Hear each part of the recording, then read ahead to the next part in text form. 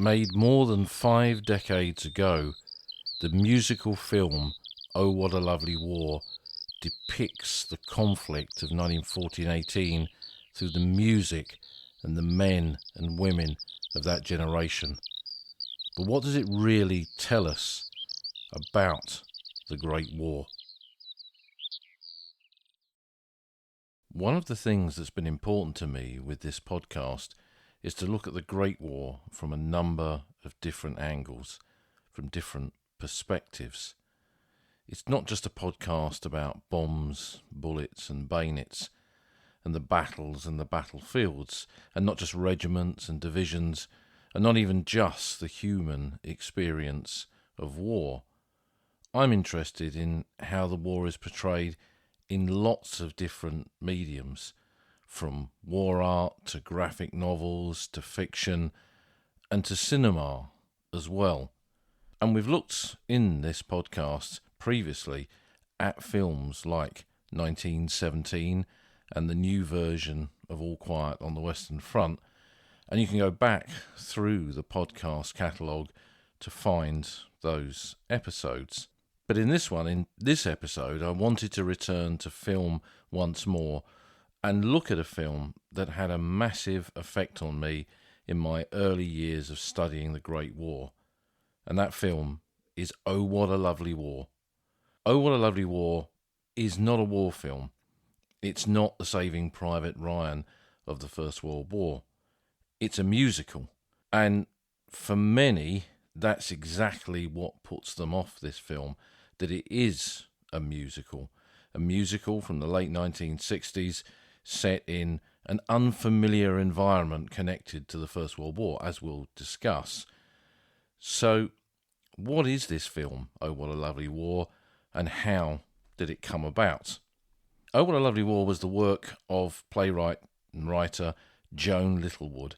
She was born in London in 1914, obviously a key year for the history of the Great War, and she was the daughter of a Great War veteran.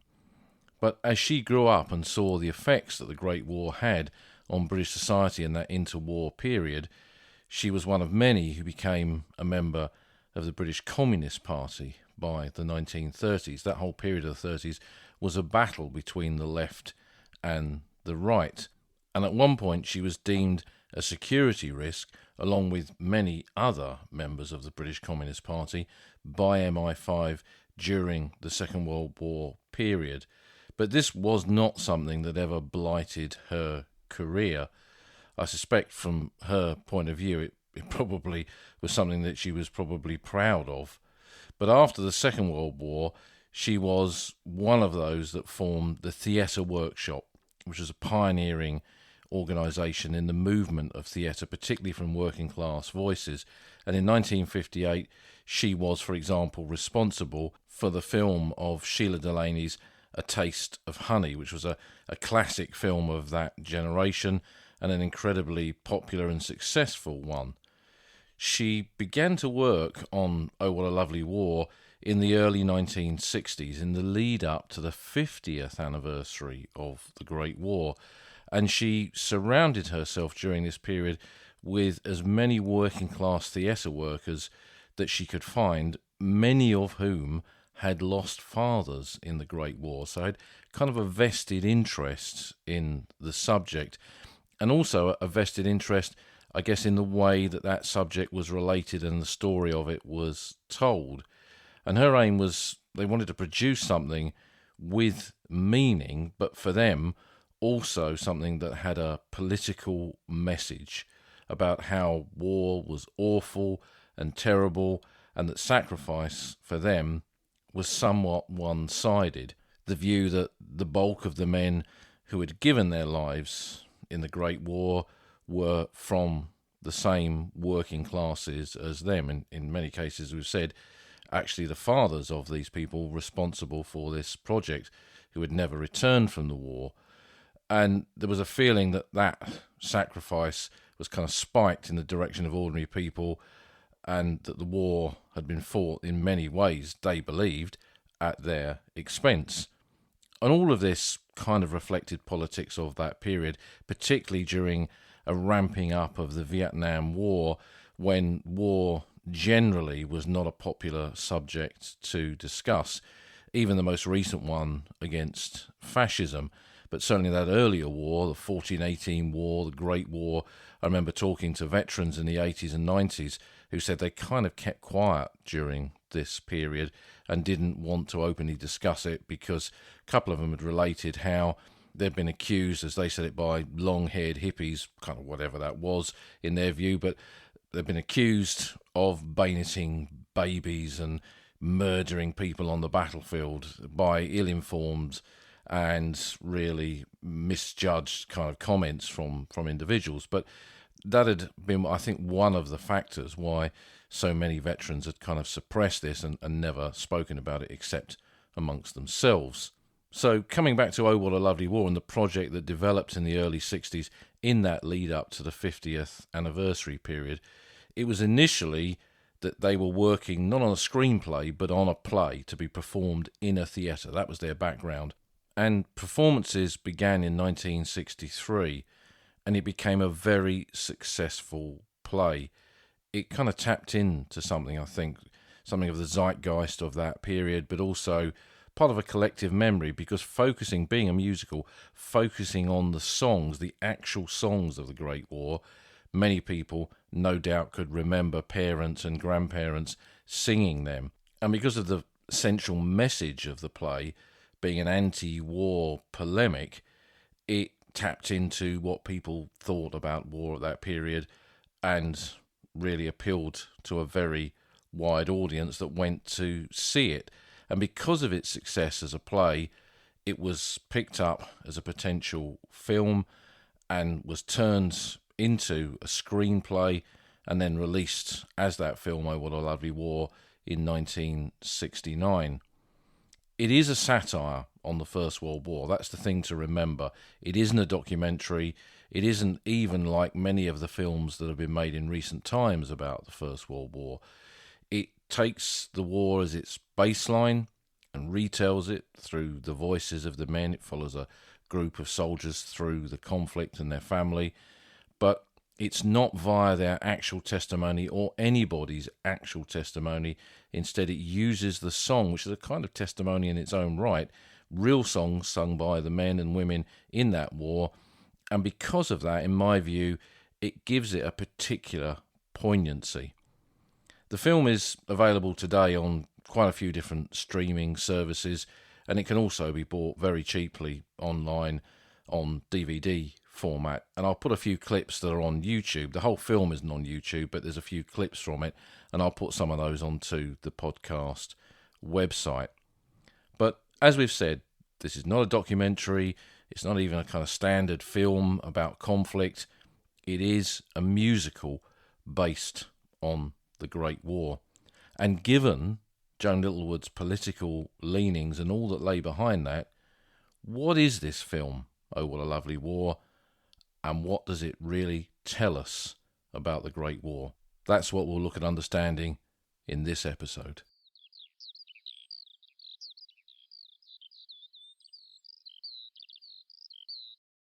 Oh What a Lovely War, the film, the play before it, what became the screen musical, follows essentially one family during the Great War, the Smith family. And there's no accident, I suspect, for using one of the most common surnames in Great Britain as the name for this family.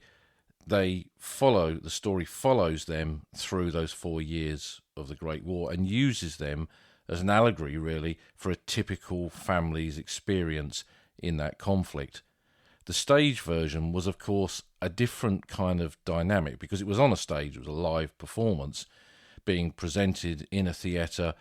But in that film version, Littlewood and director Richard Attenborough decided to use an unusual setting for the film to give it that kind of theatrical appearance and to kind of hark back to the fact that it was meant to be performed on a stage. They couldn't really do that in a movie, but they used an existing structure to act as a kind of stage, and that structure was Brighton Pier, possibly the last structure that you'd choose to film something about the Great War, But when you watch it, it kind of works. You know that this is not a feature film set in the trenches of the First World War as such. You know that it's based on a theatre production, and I think the way they use the pier and the setting of the pier and the buildings within the pier kind of makes that work. Author Len Deighton, famous for his spy novels and his Second World War books, wrote the screenplay version of Oh, What a Lovely War. He was one of the top writers, really, of that period. And the setting of the pier was a way to keep that theatre style, as we've said, of the play. But it wasn't just Brighton Pier that was used during the filming of Oh, What a Lovely War. They used a much wider area in and around Brighton, and also in the wider Sussex and Kent area. And many of the outside scenes were filmed in buildings close to Brighton or on the landscape close to Brighton as well. The trench scenes, for example, were filmed on a Brighton rubbish tip, and the ending shots of the war, showing a massive war cemetery, were set, created on the vast open space of the South Downs near to Brighton. So for me, it's kind of appealing with the Sussex connections. And the film itself then begins, it follows a kind of chronological story, really. It begins with the outbreak of the First World War, the path to war. The monarchs of Europe are in this kind of strange setting on the pier, debating the path to conflict and what is happening around them. And by the language that they use, language which kind of often lampoons them, really, it is clear from the very outset that this is an anti-war film. And it has, at its heart, a strong working-class left-wing message. None of the elite portrayed in this early part of the film, or in any part of the film, are portrayed favourably in any way. They're seen as the causes of the First World War, the reason for the First World War, but not the ones who have to pay the price for that war. And what we watch as the story unfolds on this stage that is the pier, we see it jump from the assassination of Archduke Franz Ferdinand in Sarajevo to this contrast of the Smith family on a Brighton beach as Britain goes to war. Europe has collapsed in those 30-odd days from Sarajevo to the British declaration of war against Germany because of the invasion of Belgium. And it shows with this scene on Brighton Beach a kind of idyll of what Britain was like on the eve of conflict. There they are in their kind of Sunday best, sitting on their deck chairs on a pebbled beach. It looks the very picture of Britain in peace. But that Britain, that Great Britain and its wider empire, are now about to be thrown into the tragedy, as the film sees it, in the tragedy of the First World War. And the whole family gets dragged in from the very beginning, from the lads who of military age, who step forward to enlist, to dear old Grandad with his Victorian campaign medals swinging from his blazer, to the young boy of the family, the youngest Smith, who likes to dress as a soldier and shoot guns and no doubt plays with lead soldiers. And there is a kind of tragic innocence to them all. There they are, typical British citizens, patriotic, willing to do their best, to do the right thing. Their sense of duty is very high, and the play and the film pays homage, I think, to that. It's not mocking that at all in any way. It sees the war as a betrayal, really, of that sense of duty. And what you see is that when the Smiths join up, interestingly, they all join an actual regiment. In this film, they don't kind of make regiments up. If you look at Blackadder, they had a fake regimental badge and shoulder titles and battle flashes and all that kind of stuff. In Oh, What a Lovely War, they use actual regimental badges. And in this case, all the Smiths join the Middlesex Regiment, which I'm sure I've read has some kind of nod to one of the fathers of the original Oh, What a Lovely War team, remembering that many of those had connections to fathers killed in the Great War. And I think this was, in its right, another homage to those men, perhaps his father, who was killed serving with the Middlesex Regiment. And as they enlist, we see the Smith boys given entrance to the stage via a ticket booth, which is manned by Sir John Mills, playing Douglas Haig, who hands out tickets, which are tickets to the pier, which are also tickets to get them through those turnstiles and onto the pier and into the war. That's the kind of allegory that they use to get these men from peace to war and into the army. And it kind of keeps that illusion going that the whole thing is playing out on Brighton Pier, which of course it is. It was all filmed there. It was taken over specially for the filming of this movie. But we soon see how the film mixes the innocence of the pier with the terrible reality of the conflict that the First World War rapidly became in 1914, when we watch a carousel of painted horses spin round on the pier, and suddenly they become French cavalry soldiers, and then they become the charge of a French cuirassier regiment on the battlefield, who then suffers heavy losses. And we begin to see some of the kind of music fade away from that. He uses a popular tune of the day, and the carousel kind of spins, and the music fades, and it's clear that men have been killed and wounded. And very quickly, the songs themselves that we see from the very beginning become the vehicle by which the film producers move the story on, with original popular tunes of the day, focusing on, for example, in that early stage, enlistment, then through to the songs sung by the soldiers themselves in the trenches and on the battlefield. And these songs are really, really important. They weren't made up for this film. These are actual First World War songs sung by men and women at the time. It wasn't just invented as part of the mechanism of this film. It was very much a part of the soldiers' experience of the Great War, this kind of music. And I think that is what drew me to Oh, What a Lovely War from the very beginning. I saw it on television. I remember that as a teenager, seeing it several times. And then eventually I went to see it quite a few times as a stage performance as well.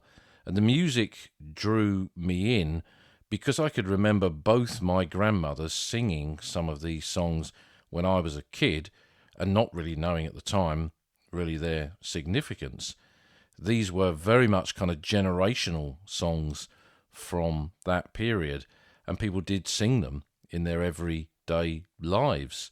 And I can remember my grandmother doing the washing up in her kitchen in East Ham, singing some of these songs, and it kind of resonated with me greatly. And what I came to realise, the more I studied a subject like the Great War, that these songs, this music, was part of all the currency of history.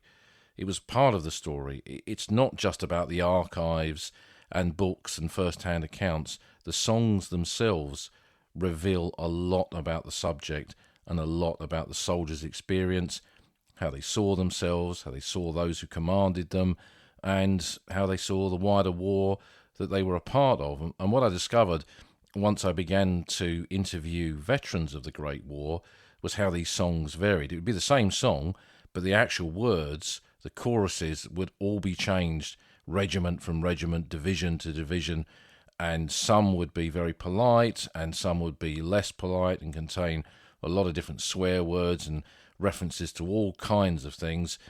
And it was something that I increasingly began to ask the veterans that I was interviewing if they could recall any of those songs and did they have particular favourites. Now, some of them would say, oh yeah, I like this one. But then others would sing them. And I used to sit there absolutely transfixed as some of these veterans began to sing. And I remember one lad from the northeast who was in the Northumberland Fusiliers singing Far, Far from Wipers with that rich Northumberland accent. And I wish I'd have had an iPhone. I wish I'd have had the ability to record that kind of thing properly, because it just would have been amazing to preserve it. As amazing as it was for me to sit there as a young man and hear that kind of thing. And as you know, if you listen to this podcast regularly, I had one or two veterans that I interviewed who became good friends, and were part of that little group of my, in inverted commas, best veterans that I went to again and again. And the more time I spent with them, the more they gave, the more they taught me, the more I learned. And one was Harry Coates, who was in the London Scottish, an incredible guy who went right through the war, from private to sergeant by 1918, and then became an officer in the Second World War. He was gassed at Lewes, and then he served on the staff of the 56th London Division in the latter part of the conflict. But he used to love to sing some of these songs with me, and I remember sitting there with him as he began to sing, and I found myself joining in the song that for me is one of the best, but they only feature a little bit of it in the actual film, and that's Hanging on the Old Barbed Wire, where they start to talk about the different verses of it. Talks about the officer miles and miles behind the lines and the sergeant guzzling up the private's rum, and it goes through all these different characters that are doing these things to keep them out of the trenches, keep them out of the war, or to rip off the ordinary soldiers, to take his food, to take his rum, to take whatever. And then it gets to that final chorus where they say, and if you want the old battalion, I know where they are, I know where they are, I know where they are. If you want the old battalion, I know where they are. They're hanging on the old barbed wire. Oh, and as I think about that now, it sends a kind of shiver down my spine. And I remember Harry Coates, Malcolm Vivian, and others singing that song. And I saw on YouTube Robert Graves, I think, doing the same. I don't know if that clip is still out there, but it really kind of took me back to those moments with the veterans in the 80s and 90s. Such a special and incredibly moving experience. And that song, thinking of the battalion hanging on the old barbed wire, was of course something that all of these men that I'd interviewed had seen in reality. And although they perhaps sometimes found it difficult to express that experience in words, song occasionally did it for them. And I would just kind of refer back to this film and just how important that is in the context of what this film can give us about the experience of the First World War through these songs, and the importance of music in our understanding of the Great War is not something that is kind of ever been invented by me, of course, and I'm not just the only one who thinks that. I remember when Lynn MacDonald's songbook came out in 1983, she was interviewed on BBC Radio 4, and I listened in and I recorded that, and I've played that tape as a young man, as an older man, many, many times. I digitized it, and it's on my SoundCloud. I might even put a link to that in this episode page as well. Anyway, Lynn MacDonald in that is asked towards the end if she had one kind of picture of what the soldiers, the British Army, the Commonwealth forces on the Somme kind of experienced in 1916, one mind picture with the kind of encapsulated their experience, what was it? And she said that she could picture lines of men marching down those long straight roads in Picardy, those tree-lined roads behind the lines between Amiens and Albert, in the tiny little villages where they were billeted, moving onwards, ever onwards towards the front. And they were singing. In her mind, they were singing, always singing. And I think it's such an incredibly powerful image to conjure up.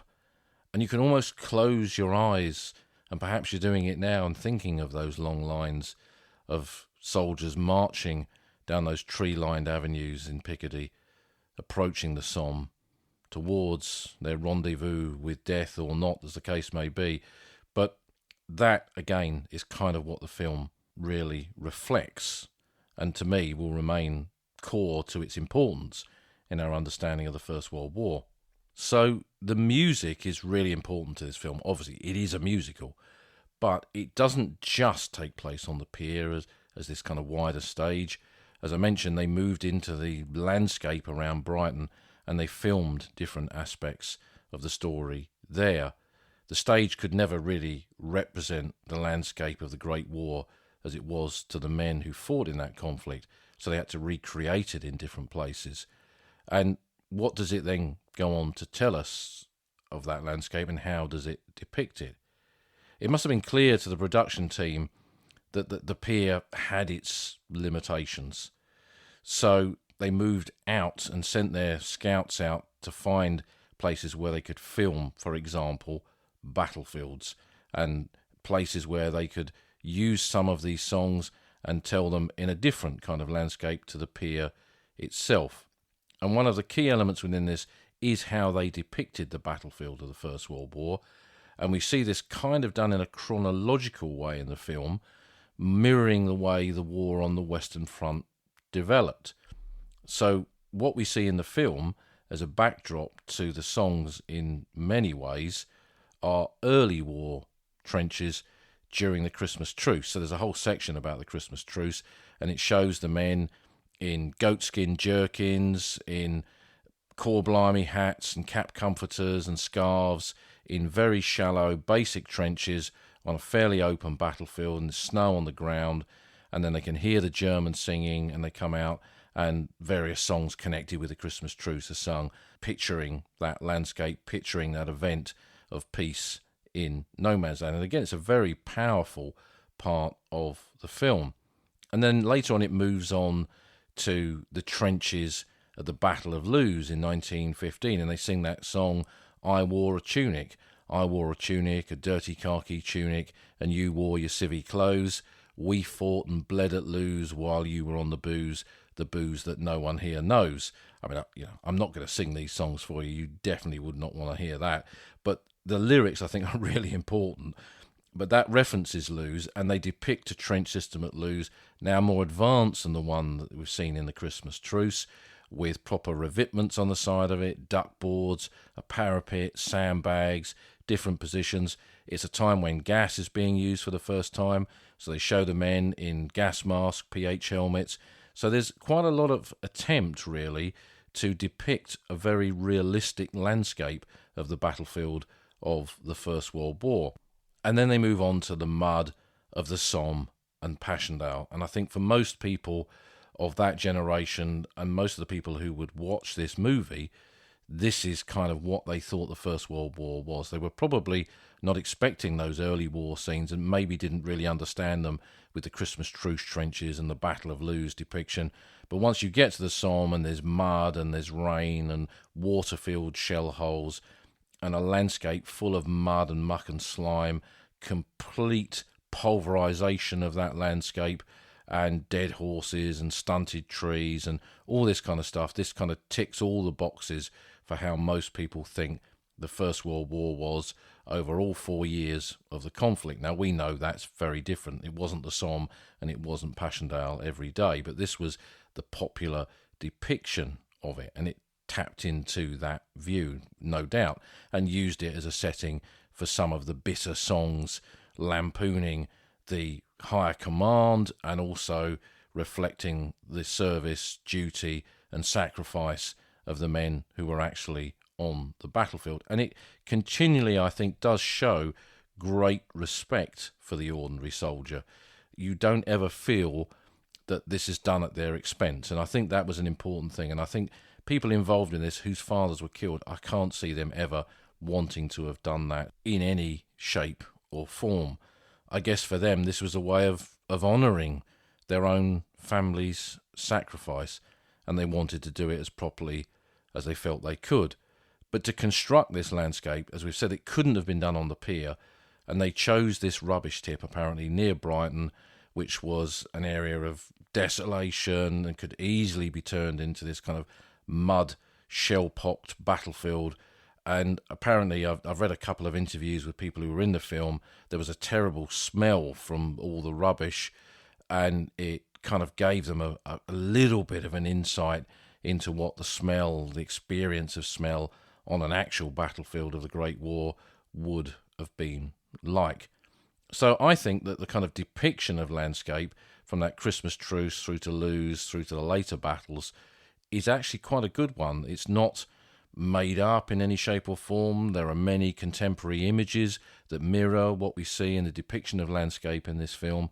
So I think it does quite a good job of that in terms of portraying that landscape of the Western Front. And it's convincing, which I think is important for any film, and certainly important for this one. And the atmosphere, the contemporary atmosphere that is portrayed by producing these kind of scenes that were filmed on location then extends to the other locations, which help give a flavour of that wider soldier's experience. There's an estaminet shot. They recreate what a Great War estaminet looked like very, very well. And then they found a very French-looking country house which resembled a French chateau just outside Brighton. And they filmed a scene where British soldiers march in and a general arrives to then inspect them. And sitting on the kind of sidelines are a load of soldiers, Australian soldiers of the RAF, the Australian Imperial Force, with their slouch hats, who are kind of looking not down at the British soldiers, but they're looking at them, feeling sorry for them because they're standing there absolutely rigid, at attention, full kit with rifles on their shoulders, steel helmets in place, and the general's going to come along and give them a few nods. And again, it kind of, you can sense the politics behind this. This is showing the poor British Tommies standing there in the sunshine and being inspected by the brass hats, the commanders, while the Aussies look on with disdain.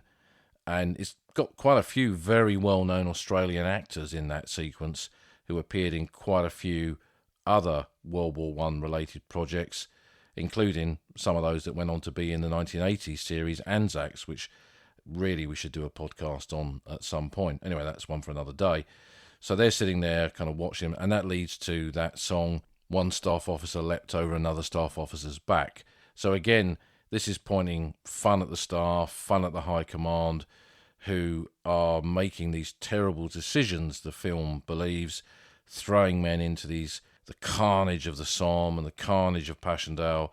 And when it moves back to the pier very often, it shows this almost like a cricket score, the casualty figures that drum home really the cost of this war, the cost of these battles.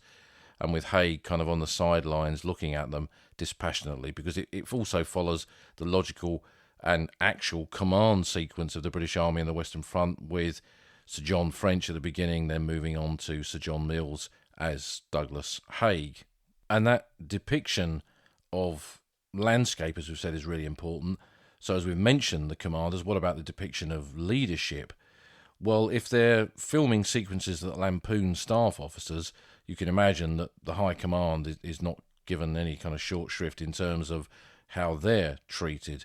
It's not a favourable, really, kind of rendition of what the high command commanding the British Expeditionary Force on the Western Front was like during the First World War. And as we've said, both Sir John French and Douglas Haig are featured.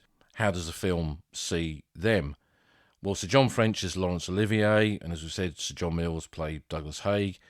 And because of the politics behind this film, it's no surprise that the play and the film, when it was made, these are not flattering portrayals of these individuals in any shape or form. And this mirrored a popular conception by then amongst the wider public who really didn't know a lot about the First World War. It mirrored what they believed, how the war was fought by these men and what kind of commanders they were, and not helped by a book of that period called The Donkeys by Alan Clark, which pushes forward this lions led by donkeys idea that all the men were incredible soldiers and all the leaders were idiots.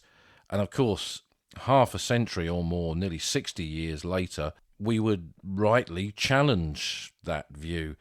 Today, there's a very different view of command. While we can be critical of both French and Haig at different points in the war, the historiography of the First World War has changed since then, and how we view those commanders and the commanders beneath them, the army commanders and the corps commanders and the divisional commanders, who we now know were the real kind of people who orchestrated battle within the battle space of the Western Front and other theatres of war. We've got a very different view of them through revisionist historians of the last quarter century or more. So views have changed since this film was made, but this very much touches on what was the popular perception of the First World War and how it was fought and how the leadership fought it in that period of the 1960s. And it was known even then that Haig was a very religious individual with deep Christian beliefs, and they show quite a lot of shots of Sir John Mills depicting Haig on his knees praying to God, asking for victory, asking for success on the battlefield. And it's not a favourable view. He's looking to be incompetent and an idiot, relying not on his ability to command men on a battlefield, but on the orchestrations of a greater God above him. And there's one scene where staff officers go up to Haig and say, "Sir, tell us what to do, and by God we'll do it." And I think that the whole mechanism of command is seen as incompetent. That's the kind of headline, really, in the way that leadership is portrayed. And again, we would see that now very, very differently. A film like this, a stage play like this, I'm not saying it couldn't and wouldn't be performed now, because I would go and watch Oh What a Lovely War on the stage tomorrow. I'm not sure they'll ever remake this film. I can't see that happening. But I think if someone said now we're going to make a film based on the songs of the First World War, we would see a few of these kind of tropes come out in it. But I think perhaps if they had an historical advisor, then it could be a very different kind of story. And in that respect, it's not a fair depiction of either French or Haig. Says more, in my view, about the 1960s than it does the period of the First World War, and is very different, as I've said, as to how we would view it today. But it's important that we kind of see this to understand how the view of the First World War has changed, and how perhaps because of the silence of veterans and people not really understanding what the realities of the First World War were. And at that time in the 60s, all the official records had not yet been released to the public domain, something we kind of take for granted now. I guess it kind of taps in again into that kind of view of the war from that period. But it's also interesting they included, considering the politics of this film, quite a lot about the pacifist voices. And we see that portrayed with Vanessa Redgrave, for example, who plays Sylvia Pankhurst, where there's a scene where she speaks out against the war and the crowd really kind of takes the mickey out of her and tries to talk her down, but she persists. And I think it's important that that's in the film, because during the First World War, that is a true depiction. There were pacifist voices that were against the war, that called for an end to the conflict, an end to the killing. Siegfried Sassoon, when he came back from the Somme and Arras, now a decorated officer, wrote that protest against the war in the Times newspaper. So to have that depicted in the film, I think, is an important part of it, and is another convincing element, I think, of the experience of the Great War as portrayed in this movie. But the Smith family is essential, really, to how the whole story and how the chronology of the war plays out. So what happens to them as the film itself develops? Well, it's probably not much of a surprise that gradually, one by one, the Smiths fall on the battlefield, from the Somme through to the final day of the First World War. And that's where the kind of pathways of this film, the pathways of the Great War depicted in this film, all come together. And as the war ends, actor Joe Melia, who plays a central role, he's the kind of glue that moves the scene from scene to scene and moves the characters and connects the characters together. And he plays a lot of different roles within the movie, and there was a similar role on the stage production as well. But at the very end, as the war's coming to a conclusion, he leads the final Smith, who's still surviving, off of the battlefield through this kind of dugout and then out into the light beyond.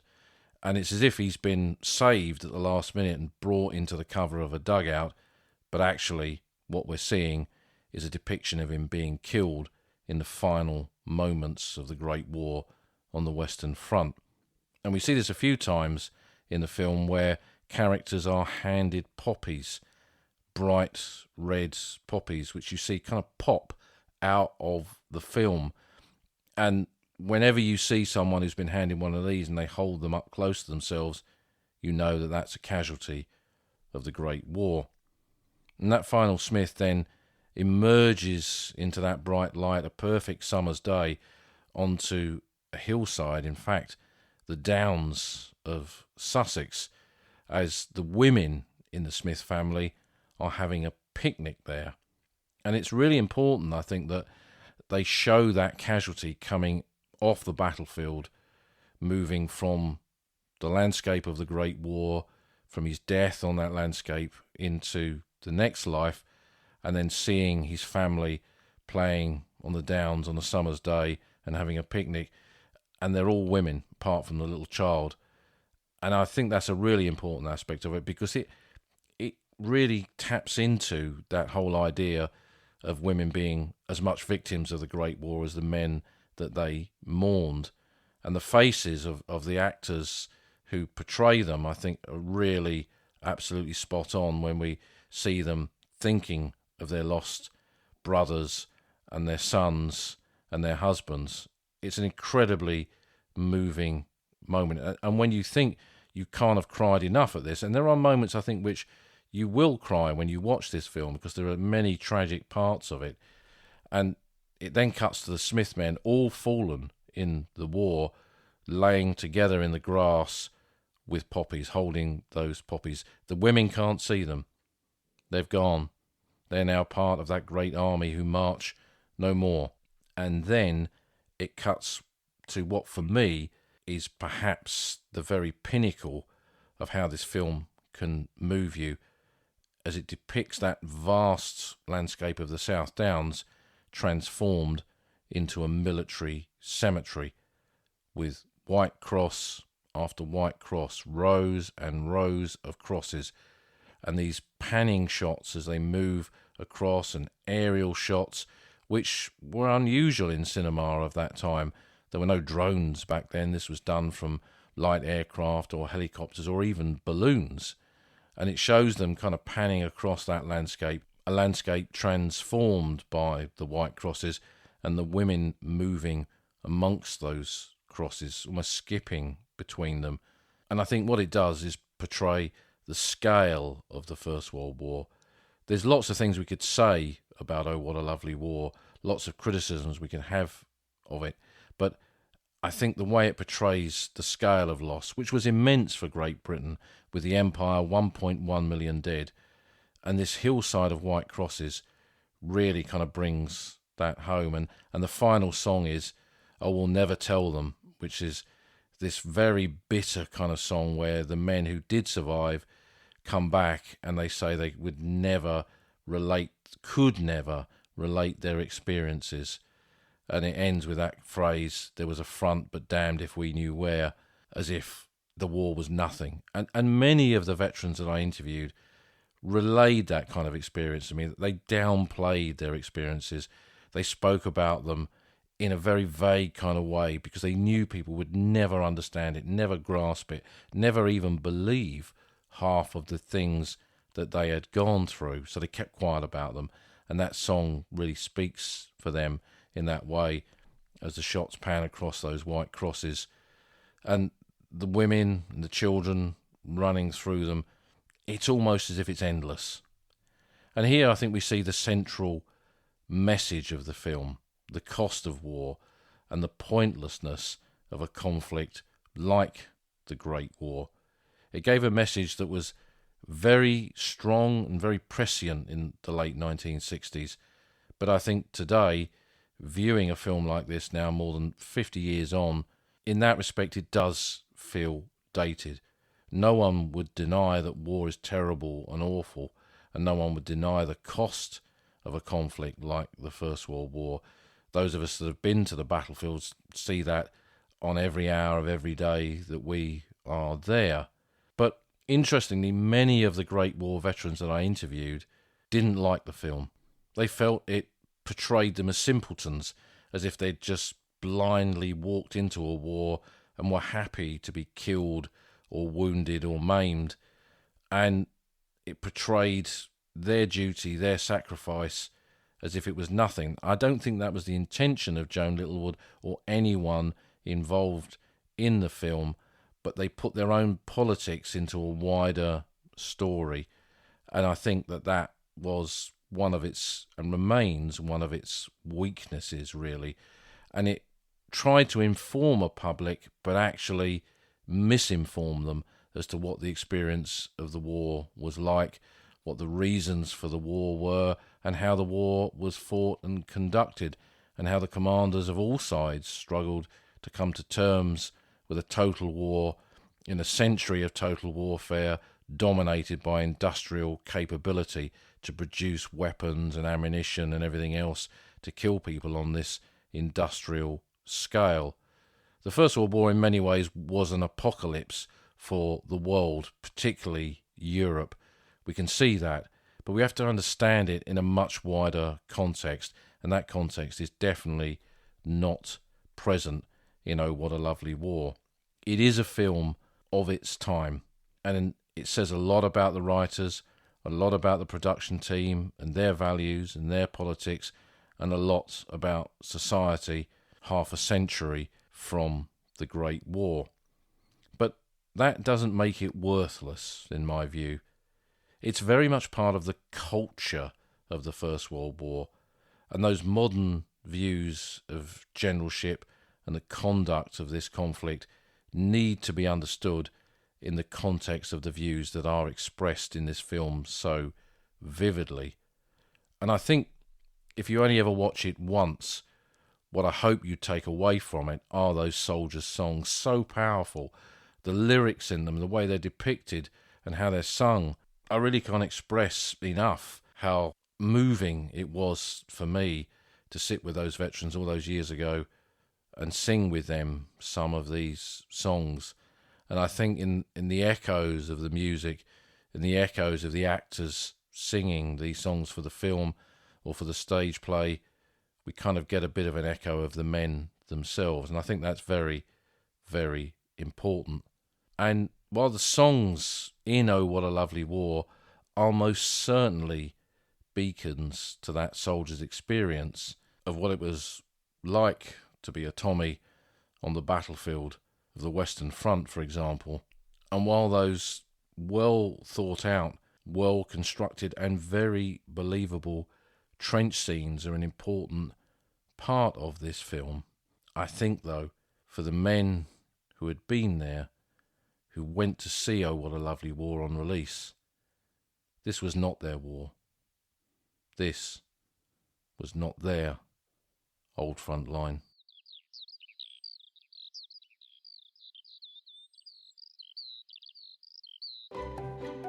You've been listening to an episode of The Old Front Line with me, military historian Paul Reed.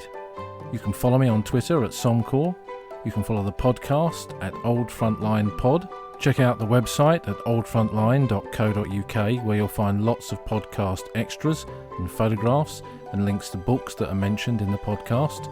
And if you feel like supporting us, you can go to our Patreon page, patreon.com/oldfrontline, or support us on Buy Me a Coffee at buymeacoffee.com/oldfrontline. Links to all of these are on our website. Thanks for listening, and we'll see you again soon.